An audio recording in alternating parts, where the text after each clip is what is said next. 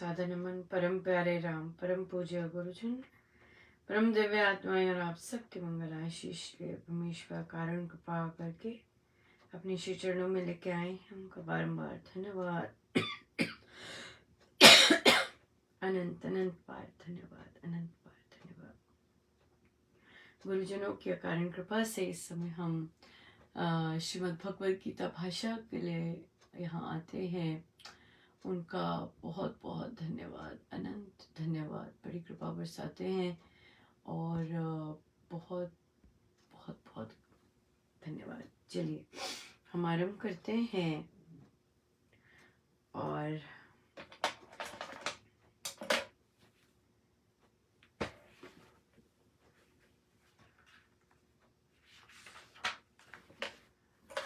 हम हैं पृष्ठ 14 पर।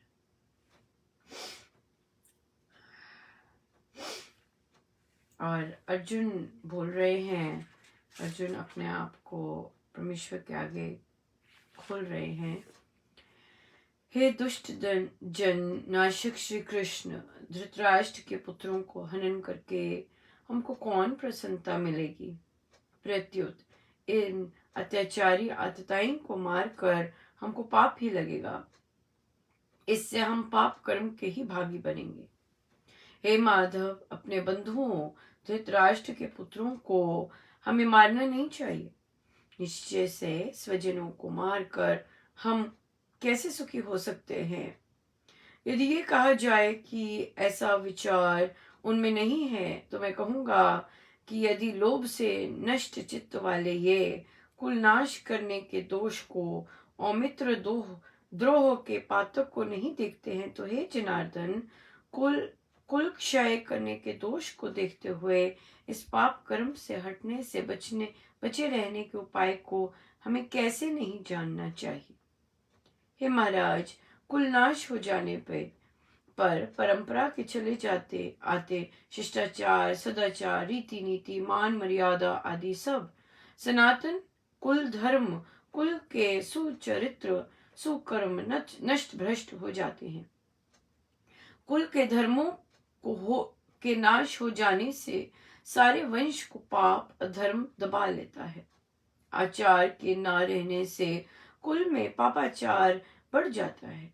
हे वृष्णि वंशज कुल सपूत श्री कृष्ण, अधर्म के बढ़ जाने से कुल की स्त्रियां दूषित हो जाती हैं, उनमें नियम मर्यादा भंग हो जाती है। दोष युक्त दुष्ट स्त्रियों से वर्ण संकर संतानें उत्पन्न होती हैं और गौर आदि वर्णों में मिश्रण हो जाता है। वर्ण सौंदर्य नहीं रहता। वर्ण संकर संतान समर की संतान कुसंस्कारों के दोष से कुल घातकों के कुल के लिए नरक का कारण ही हुआ करती है। उनके बड़े बूढ़े पितर अंधोदक के अभाव से गिर जाते हैं। उनकी सेवा शुश्रूषा नहीं रहती। कुल घातकों के इस वर्ण संकर करने वाले दोषों से कुसंस्कार युक्त समर संतानों के अनाचारों के द्वारा शूरवीरता, नीति, न्याय, विनय, मर्यादा आदि सनातन जातीय धर्म और सदाचार आदि कुल धर्म जड़ से उखड़ जाते हैं। हे जनार्दन, गुरुजनों से ऐसा हम सुनते आए हैं कि कुल धर्मों के नाशक मनुष्यों का नरक में अति दुख में स्थिर रूप से वास होता है। अहो, अति खेद की बात है कि ऐसे विचार रखते हुए भी हम ये बड़ा पाप करने को तुल गए हैं। जो राज्य के सुख के लोभ से स्वजनों को हनन करने को तैयार हो रहे हैं, ऐसी अवस्था में यदि बदला ना लेने वाले निशस्त्र मुझको हथियार हाथों में लिए धृतराष्ट्र के पुत्र रण क्षेत्र में मार दें, तो मेरे लिए अधिक कल्याणकारी होगा।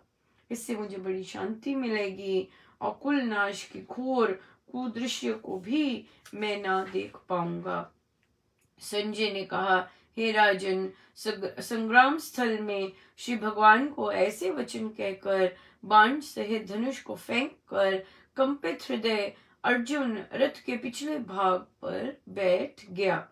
ओम तत्सत। इस प्रकार श्रीमद् भगवद गीता रूप उपनिषद ब्रह्म विद्या अंतर्गत योग शास्त्र में श्री कृष्ण अर्जुन संवाद का अर्जुन विषाद योग नामक प्रथम अध्याय समाप्त हुआ। चलिए चलते हैं। बहुत दलीलें दे रहे हैं अर्जुन परमेश्वर को, ये मन के खेल जबरदस्त चल रहे हैं और हम अपने मन के साथ इस तरह से दाव पेच में लगे होते हैं। और विषाद, किसी ने पूछा ये विषाद का क्या मतलब है? डिप्रेशन, शोक, विषाद आया हुआ है और बुद्धि विवेक नहीं काम करता, और विषाद में भी बुद्धि नहीं काम करती, शोक में भी बुद्धि काम नहीं करती, लोभ में भी बुद्धि काम नहीं करती, स्वार्थ, इन मोह, ये सब चीजें हैं जब विवेक लुप्त हो जाता है, हम ठीक तरह से सोच नहीं पाते, हमारे चयन जो होते हैं वो अच्छे नहीं होते और इसके कारण हम पतन को पाते हैं। और हमें बहुत सी चीजें समझ होते हुए भी हमारे सारे स्विच बंद हो जाते हैं और हम ऐसी ऐसी गड़बड़ कर देते हैं जो कि कई बार रिवर्सिबल नहीं होती, उसके लिए हमें फिर से आना पड़ता है। ये चीज़ें, ये मेजर चीज़ें, उनमें से एक चीज़ अर्जुन को हुई भी है और वो है मोह, और उसके कारण वो विषाद में गए हुए हैं, मतलब डिप्रेशन में गए हैं। हमने यहाँ पे डिस्कस किया था, उनको जितने भी उनको पैनिक अटैक आया था, ट्रॉमेटिक अटैक आया था, जिसे हमने देखा कि मेरे को चक्कर आ रहे हैं, मैं सोच नहीं पा रहा हूँ, मेरे सारे अंग ढीले हो रहे हैं, मेरे बस में नहीं आ रहा, वो अपनी गांडीव नहीं पकड़ सके थे। तो ये एंजाइटी में, सिवियर एंजाइटी में इस तरह से होता है और हम सोच नहीं पाते। अब अर्जुन लेकिन रीजन आउट कर रहे हैं, उनकी कुशाग्र बुद्धि, और वे रीजन आउट कर रहे हैं, वे सोच पा रहे हैं, उनका मन बहुत तेज चल रहा है। और यहाँ पर उस स्थिति से होकर घबराहट जो हुई हुई है, पैनिक अटैक आया हुआ है, उसमें वे ये सब चीज़ें बोल रहे हैं और रीजन आउट कर रहे हैं। मुझे क्या करना है? मुझे ये सब नहीं करना है। मुझे क्यों लड़ना है? मुझे अपने प्यारों के अगेंस्ट क्यों जाना है? मुझे अपने गुरुजनों को क्यों मारना है? मुझे इनको क्या करना है? इनको क्यों करना है? मुझे नहीं इन सबको कुछ करना, मुझे क्या मिलेगा? ऐसी ऐसी चीज़ें चल रहे हैं। आज फिर से आए हैं और बोल रहे हैं कि धृतराष्ट्र के पुत्र को मारकर मुझे कौन सी प्रसन्नता मिलने वाली है? हाँ, और बल्कि अब देखिए शब्द क्या है, इन अत्याचारियों को मारकर, आतताइयों को मारकर हमको पाप ही लगेगा, इससे हम पाप कर्म के ही भागी बनेंगे। राइट? हे माधव, अपने बंधुओं धृतराष्ट्र के पुत्रों को हमें मारना नहीं चाहिए। निश्चय से स्वजनों को मारकर हम कैसे सुखी हो सकते हैं? अपने हैं ये मेरे अपने हैं, इवन दो आतताई हैं, इवन दो हत्यारे हैं, इवन दो अब्यूसिव हैं, जबरदस्त, और पर इनको मार के मुझे क्या मिलेगा? और अगर मैं इनको मार भी दूंगा क्योंकि ये मेरे प्रिय हैं, क्योंकि ये मेरे प्रिय हैं, इनको मार के तो मुझे पाप ही मिलेगा। और यदि ये कहा जाए कि ऐसा विचार उनमें नहीं है, तो मैं कहूँगा यदि लोभ से उनके चित्त नष्ट हो गए हुए हैं और मित्र दो को भी नहीं देखते, तो ये क्योंकि कुल का नाश करने के दोष को देखते हुए इस पाप कर्म से हटने के, बचे रहने के उपाय को हम कैसे नहीं जानना चाहते? हमें जानना चाहिए। राइट? हमें पता है कि ये कुल का नाश करने आए हैं, इनका विवेक भ्रष्ट हो गया, दिख रहा है, दूसरे का दिखता है ना? कहते हैं ना महाराज, हमें दूसरे का दिखता है पहले कि वो पतन को पा रहा है, उसमें हम आ गया, वो ये कर रहा है, वो कर रहा है, हमें दूसरे का दिखता है पर अपना नहीं दिख रहा। अपना नहीं अर्जुन को दिख रहा यहाँ पर कि उनकी क्या स्थिति हुई है। राइट? तभी उनको श्री कृष्ण की सहायता की जरूरत पड़ रही है। वे खुद को नहीं देख पा रहे हैं, मैं खुद को नहीं देख पा रहा हूँ, है ना? दूसरे को देख रहे हैं, आराम से देख पा रहे हैं।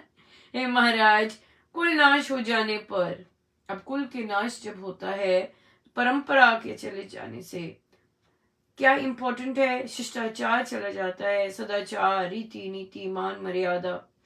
सनातन कुल धर्म, कुल के सुचरित्र सुकर्म नष्ट भ्रष्ट हो जाते हैं। कुल के धर्मों के नाश हो जाने पे वंश को पाप धर्म दबा लेता है। आचार के ना रहने से कुल में पापाचार बढ़ जाता है।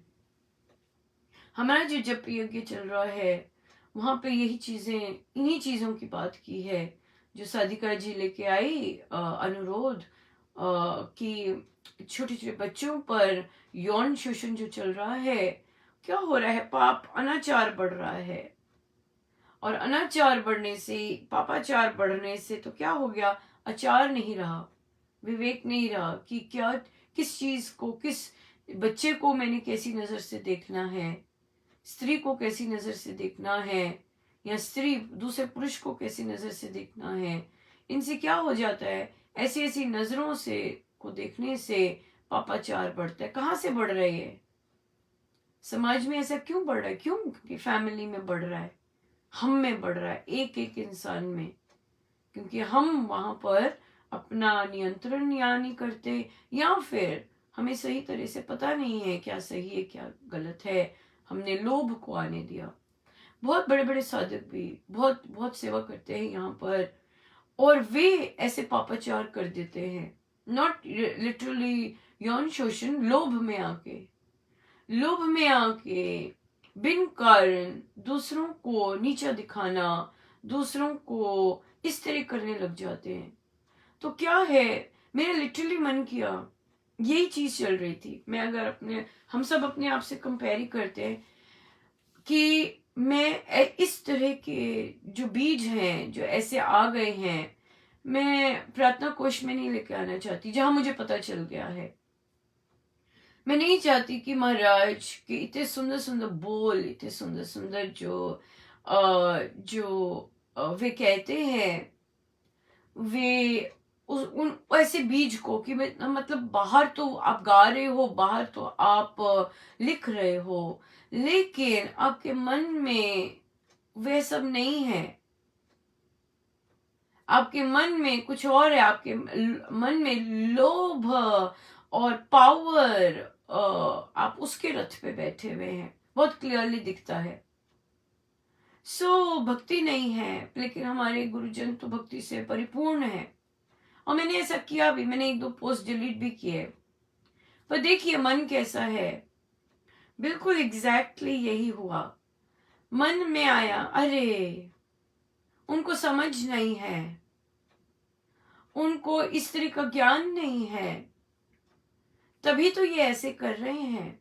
आया, पर देख कितनी मेहनत कर रहे हैं, रात रात बैठ के लिखते हैं, पोस्ट करते हैं, जो भी है गाते हैं, जो भी करते हैं, रात रात कर बैठ के कर तो रहे हैं ना। और मैंने फिर क्या किया, मैंने वो जाने दिया, और वो बीज फ्लोट करने लग गया फिर से। जब मेरे अंदर से ये उठ रहा था कि मुझे ऐसे बीज नहीं करने, मुझे ऐसे बीज इग्नोर करने हैं, और मैं वैसे बीजा गुरुजनों के लिए वैसे स्ट्रॉन्ग बीज लेके आना चाहती हूँ जो कि लिटरल जो वो बोल रहे हैं वो माने। और महाराज ने मुझे दिखाया कि हाँ ये नहीं है। उसके बावजूद देखिए कैसे मन, कैसे अर्जुन की स्थिति, और हम अपने डे टू डे लाइफ में जब हमने डिसीजंस लेने होते हैं हम कैसे गिरते हैं, है ना। एक तरफ से तो ये आया कि शायद उन्हें पता ही नहीं है, मैं अज्यूम कर रही हूँ, मुझे क्या पता उन्हें पता है, मुझे क्या पता उन्हें ये ज्ञान है, इतना इतना लिख रहे, इतना पढ़ रहे हैं, मुझे क्या पता। पर कोई होते हुए भी उन पर कुछ और हावी हुआ है, राइट। ये सब होते हुए भी उन पर लोभ और सत्ता हावी हुई हुई है, जिसके कारण उनका जो ज्ञान होगा भी जो वो लुप्त हुआ हुआ है। तो अब ये क्वेश्चन आता है कि उनके कौन तो, पर ये मेरे मन में आया कि जो कोई जैसा कर रहा है उसको कर्म तो भुगतना ही होगा। वो तो भुगतेगा अपना कर्म। अगर वो सुधरा नहीं, वो और नीचे चलता जाएगा।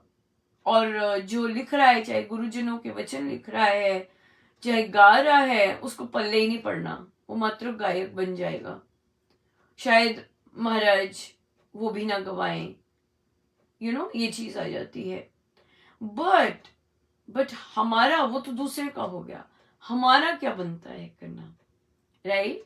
हमारा क्या बनता है करना कि ऐसे बीजों को आने दें या फिर नहीं आने दें, भागो। हम ऐसे ही ठीक है।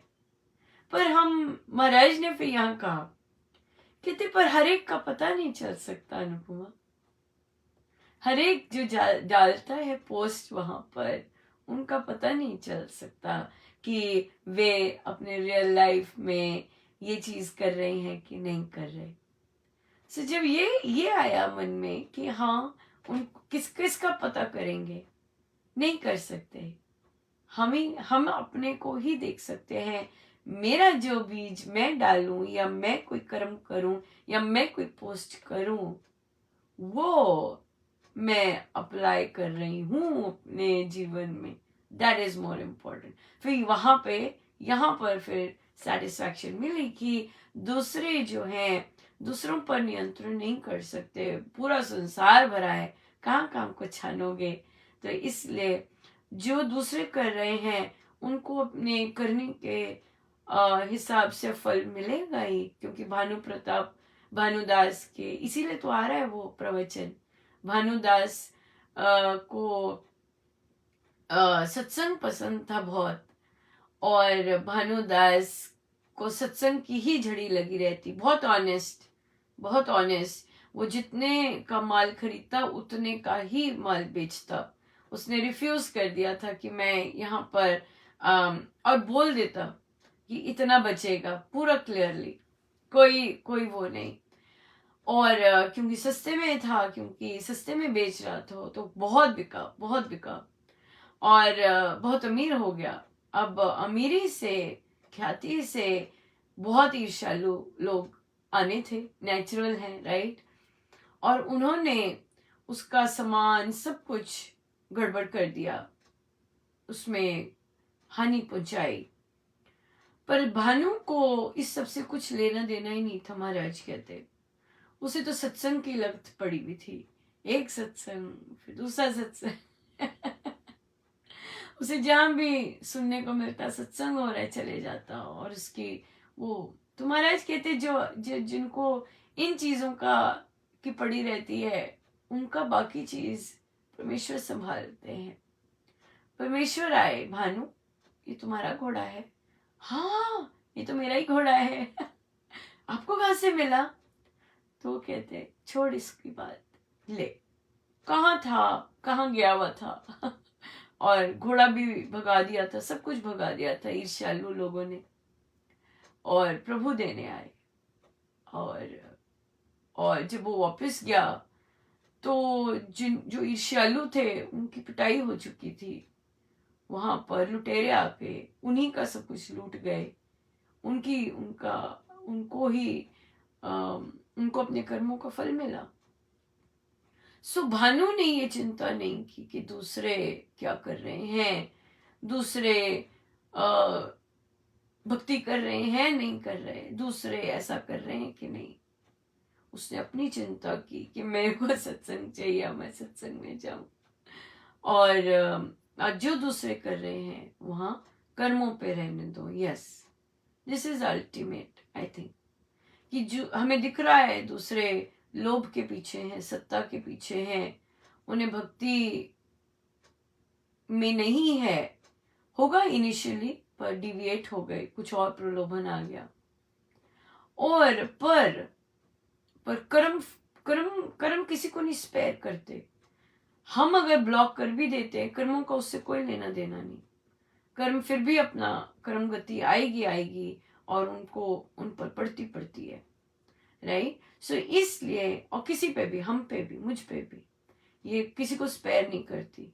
सो इसलिए हम अपना काम करते जाएं, दूसरे ने जो करना है वो करता जाए, और हमारे रक्षक पूर्ण रूप से गुरुजन बनते हैं बताने, चाहे चिंतन करते हुए गीता पाठ बताते हैं, चाहे यहाँ करते हुए, तो यहाँ करते हुए दिखता है अरे ये भी मैं भी ऐसे कर रहा, राइट। पर हाँ, कई जगह पे आना पड़ता है जहाँ अपना क्षेत्र है वहां आप कर सकते हैं, जहाँ शायद फिर वही चीज आ गई, कह सकते हैं कि नहीं। हाँ, हे महाराज, तो अब क्या पापाचार बढ़ गया। अधर्म के बढ़ जाने से कुल की स्त्रियां दूषित हो जाती हैं। स्त्रियों पर क्यों आए हैं, सारा कुछ डिस्कस हो रहा है, पापाचार डिस्कस हो रहा है, ये डिस्कस हो रहा है, वो डिस्कस हो रहा है, स्त्रियों पे क्यों आए।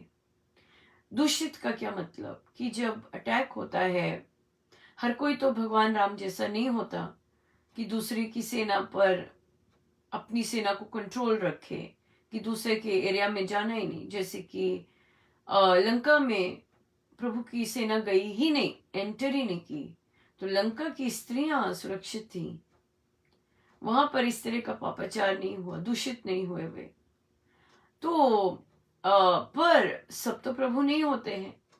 सो वर्षों से जो हमारी संस्कृति पर भी अटैक हुए हैं, सदियों से होते आए हैं, और कई सेटलर्स, कई आक्रमणकारी यहीं पे रह गए, और फिर यहाँ की स्त्रियों के साथ विवाह रचाए, तो जो संतानें पैदा हुई, अब ये इंपॉर्टेंट आ जाता है, संतान जो पैदा होनी है, जो नेक्स्ट जनरेशन आती है, जो जनरेशन आती है, वो अब आती है, मिक्सचर आती है, वो अपनी संस्कृति का मिश्रण आती है, और उस मिश्रण के कारण नियम मर्यादा भंग होती है, और वर्ण का, हमारी अपनी जो संस्कृति है उसका सौंदर्य नहीं रहता इस मिश्रण से। वर्ण संकर संतान, तो जो दूसरों के कुसंस्कार होते हैं मिश्रण हो जाते हैं, और दैट्स वाई हमारी जो संस्कृति है उसकी ये कंडीशन है, क्योंकि मिश्रण हुआ है बहुत ज्यादा। और तभी बहुत जन आप देखेंगे वे वापस अपनी संस्कृति पे जुड़े रहने की बात करते हैं। हमारे महाराज तो बहुत विशेषकर अपनी संस्कृति से प्यार करने की, गाढ़ प्रेम करने की, उससे जुड़े रहने की, हमारे को भी ये बीज दिया उन्होंने। और बाकी लोग भी बहुत ज्यादा, बहुत बहुत ज्यादा कर चाहते हैं कि हमारी संस्कृति अपनी प्योर फॉर्म में आए, क्योंकि जब वो अपनी प्योर फॉर्म में है बहुत जबरदस्त पावरफुल है, और विश्व के बाकी जन जानते हैं कि इनकी संस्कृति बहुत पावरफुल है, इनको कोई टस से मस नहीं कर सकता। अगर ये आत्मा में स्थित हो गए इनको कोई टस से मस नहीं कर सकता, इनके पास ये चीज शक्ति है। पर बात ये है फिर हमारी चयन किया जाती है, और कि हम अपने चयन को लेकर लोभ, सत्ता और इन चीजों का मुक्ता, इसमें डूबकर, मोह में डूबकर अपने आप को बहुत ज्यादा नीचा कर लेते हैं, ये बात आ जाती है। तो ये कंडीशन जो अर्जुन ने लिखी है, ये हुआ पड़ा है हमारा, राइट। यस, कुल घातकों के कुल के लिए नरक का कारण ही हुआ करती है। उनके बड़े बूढ़े पितर अंधोदक के अभाव से गिर जाते हैं, उनकी सेवा सुश्रुआ नहीं रहती, राइट। जिसके घरों में, तो हमारी ये संस्कृति है कि बुजुर्गों का टेक केयर करना, बुजुर्गों का और पितरों का टेक केयर करना, राइट। ये हमारी संस्कृति का पार्ट है। पर मिश्रण से क्या हो जाता है, हम बुजुर्गों को गलत भावनाओं से देखते हैं, गलत शब्द बोलते हैं, और महाराज की मुझे यहाँ पर महाराज याद दिला रहे हैं कि महाराज ने अभी प्रवचन में कहा कि सास बहू में जो कटपट होती है वे बहुत देर से चली आई है, किंतु महाराज कहते कि पहले कोर्ट केस में नहीं जाते थे, तब भी उनके समय में भी, और जो उन्होंने अपने बचपन में देखा होगा, वहां भी सास उगलती रहती है अपना विष और बोलती रहती है दिन भर, और बहू सुनती रहती, और रात को आके चुप करके उनके पांव दबाती, और that's it, over and out, भूल गए सारा। पर अब भूला नहीं जाता, अब भूला नहीं जाता, क्षमा नहीं किया जाता, और ये डिफरेंस आ गया। तो तब इंटरनल एनर्जी जो थी बहुत पावरफुल थी, और बहुत जबरदस्त पावरफुल थी, इन द सेंस कि हम था और हमारे, अब नहीं है। ये चीज में वो आया है। तो फिर क्या हो गया, तो वो वाला संस्कार भी चला जाता है जो हमारे संस्कृति का बहुत अभिन्न अंग है, बड़े बूढ़ों की सेवा करना और उनकी टेक केयर करना। ये विदेश में पाया जाता है। विदेश में जो बूढ़े मरने के लिए भी तैयार हैं, उनको अलग, कई कई लोग उनकी टेक केयर नहीं कर सकते, तो उन्हें वहां ले जाते हैं, हॉस्पाइस में ले जाते हैं। वहां पर भी उनकी टेक केयर नहीं होती, वहां पर भी उनके साथ शोषण हो जाता है। Can you believe it? मरने को जा रहे हैं, इतने बुजुर्ग हैं, और देह में प्राण नहीं है, वहां पर भी ऐसे हो जाता है। तो दूसरी संस्कृतियों में तो ये सब है, पर ये चीज मिश्रण जो है ये भारतीय संस्कृति में भी आ गई है। और तभी बच्चों का जो इस तरह से शोषण हो रहा है, और शायद बुजुर्गों का भी होता होगा कोई, तो उसके कारण वो ये कारण है, मिश्रण है संस्कृतियों का, मिश्रण हो रहा है संस्कृतियों का, संस्कारों का मिश्रण हो रहा है, जिसके कारण वो नीचे पुल डाउन हो जाते हैं। कुल घातकों के इस वर्ण संकर करने वाले दोषों से अब दोष आ गए। शूरवीरता, नीति, न्याय, विनय, मर्यादा, ये सब जड़ से उखड़ जाते हैं। दैट्स वाई ये कंडीशन है। ऐसे होने पर, मिश्रण होने पर, जो रीति है, जो आचार है, रियल सदाचार है, शूरवीरता के जो गुण, हाँ ये चीजें, ये सब न्याय, मर्यादा, ये सब लोप हो जाता है, जड़ से उखड़ जाता है। सो जय जनार्दन। गुरुजनों से ऐसा हम सुनते आए हैं कि कुल धर्मों के नाशक मनुष्यों का नरक में स्थिर रूप से वास हो जाता है। तो जो लोग ऐसा करते हैं उनका निश्चित निश्चित ऐसी योनि मिलती है जो कि तपाती रहेंगी, कष्ट देती रहेंगी। अगर हम में से कोई ऐसा कर रहा है तो निश्चित वे योनि ऐसी मिलती है जो कि वहीं वास ही करते हैं, वहीं पे वास ही करते हैं। अहो, अति खेद की बात है कि ऐसे विचार रखते हुए भी हम ऐसा पाप करने को तुल गए हैं। हम ऐसा पाप कर रहे हैं जो कि मैं राज्य के सुख के कारण अपने स्वजनों का ही हनन करने को तैयार हो रही। सो अगर इस अवस्था में मुझे मार भी दें, बिना शस्त्र के मार भी दें, तो मेरा बड़ा कल्याण है, बहुत कल्याण है मेरा। सो मुझे शांति मिलेगी। तो अब अर्जुन ने क्या पॉइंट रखा है कि अगर हम युद्ध करते हैं और युद्ध में जो मिश्रण हो जाता है संस्कारों का, वहां से तो सब गिर जाएंगे। वो तो सब गिर जाएंगे, और उसके कारण जो संतानें पैदा होंगी इस युद्ध के एंड के कारण, वो सब गड़बड़ हो जाएगी। हाँ, तो अर्जुन इस तरह का तर्क लेके आ रहे हैं। तो इससे अच्छा तो ये सब ना हो, हाँ, ये संस्कार नीचे ना जाए, कुल का विनाश ना हो, ये सब ना हो। इसलिए अब क्या कह रहे हैं, क्या करता हूं मैं? अगर मुझे बिना हथियार के ही मार दें तो ठीक है। मुझे बिना हथियार के मार दें ही वही ठीक है, वो कल्याणकारी मेरे लिए। हाँ, एटलीस्ट कुल का नाश तो नहीं होगा ना, सब इंटैक्ट रहेगा, सब संस्कार इंटैक्ट रहेंगे, नाश तो नहीं होगा ना। संजय ने कहा, हे राजन, संग्राम स्थल में श्री भगवान को ऐसे वचन कहकर बाण सहित धनुष को फेंक कर कंपित हृदय अर्जुन रथ के पिछले भाग पर बैठ गया। बस अब तो मैंने युद्ध करना ही नहीं है, सब जैसे है वैसा बना रहे, ताकि कुल का नाश ना हो, संतानें, बुरी संतानें पैदा ना हो, और पाप हमें ना लगे। तो इसलिए इसलिए यहाँ पर अगर भगवान श्री कृष्ण गीता जी का हम लें, और जो मैंने अपना केस बताया कि ऐसे जो हमें दिखता है गलत कार्य कर रहे हैं, कर्म करना चाहिए। अगर प्रभु ने दिखाया, हो सकता प्रभु मुझे दिखाते भी ना, हो सकता मुझे कुछ बताते भी ना, किंतु किंतु अगर दिखाया तो अपने आप को परमेश्वर के श्री चरणों में रखकर, जो वे भीतर से प्रेरणा देते हैं, आपका मन नहीं करता, जो ये मन नहीं करने वाला प्रेरणा दे रहे हैं प्रभु, उस प्रेरणा पे चलना चाहिए। तभी गीता जी को हम अपने कार्य क्षेत्रों में लेके जा सकेंगे। गीता जी को हम अपने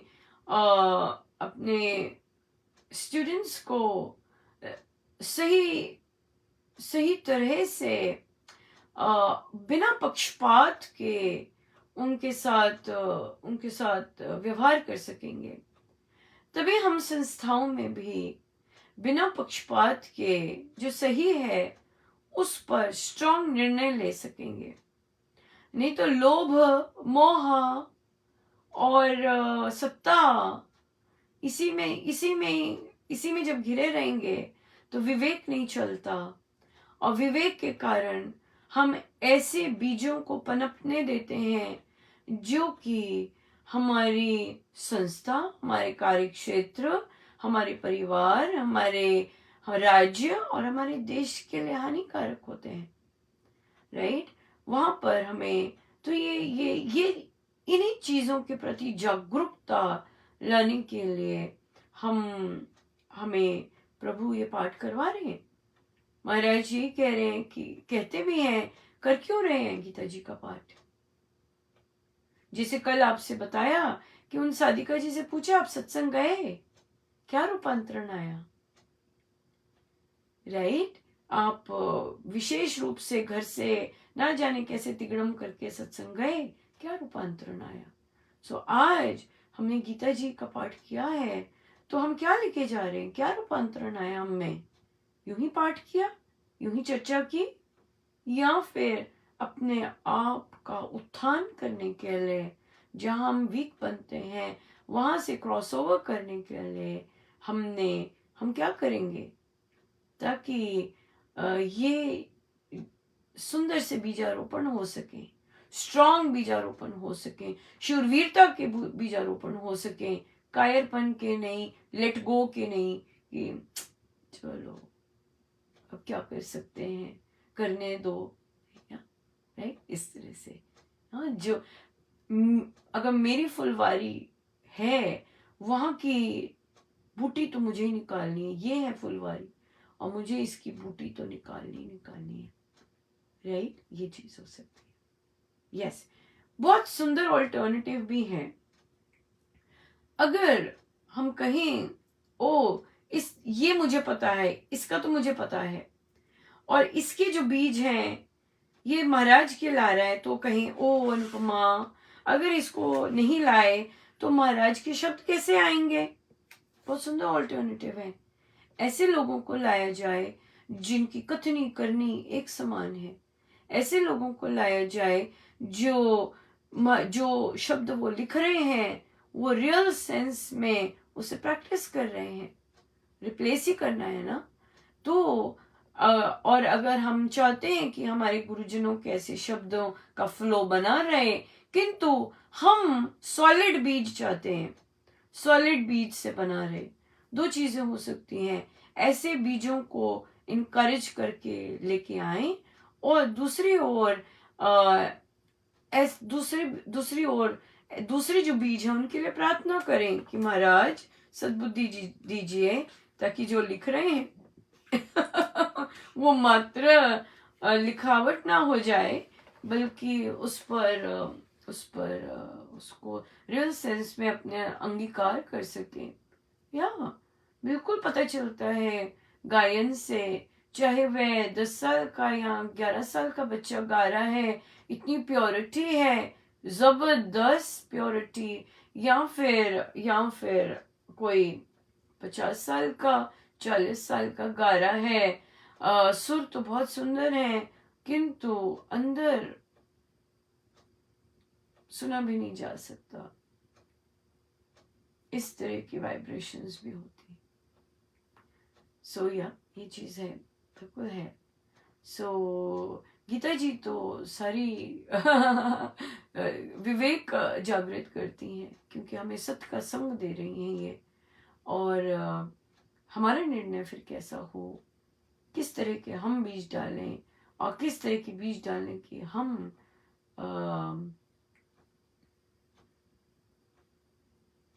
बीजारोपण प्रभु हमसे करवाएं, बात तो वह है। राइट, बिल्कुल बात यह है। महाराज की बीजारोपण में एक और चीज आती है। वो क्या चीज आती है कि ऐसे ऐसे जो होते हैं बीज, इनको महत्व नहीं देना होता।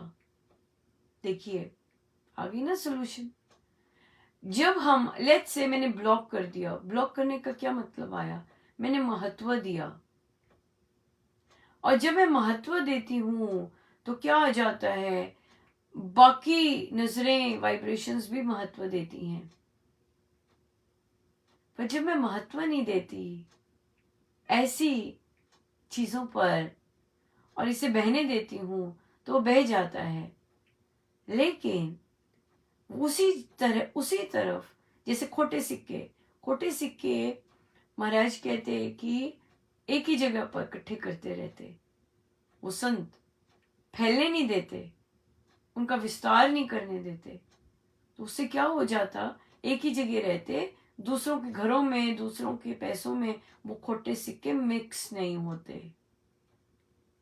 हाँ, मिक्स नहीं होते। सो या बहुत सुंदर है, चिंतन चल रहा है एक्चुअली। डबल डबल देखते हैं कहाँ पे लेके जाते हैं। गीता जी छोटे छोटे निर्णयों में बहुत हेल्प करती हैं। और जो हमारी दुविधा बनती है, ऐसे या ऐसे, ऐसे या ऐसे, उसको सॉल्व करती हैं। ये करें या ये करें, ये ठीक है या ये ठीक है। सो प्रभु के श्री चरणों में हम अपने आप को नतमस्तक रखकर चलाते जाए, अपना कर्म, कर्तव्य कर्म करते जाए। आइए हम सीधे होकर बैठे।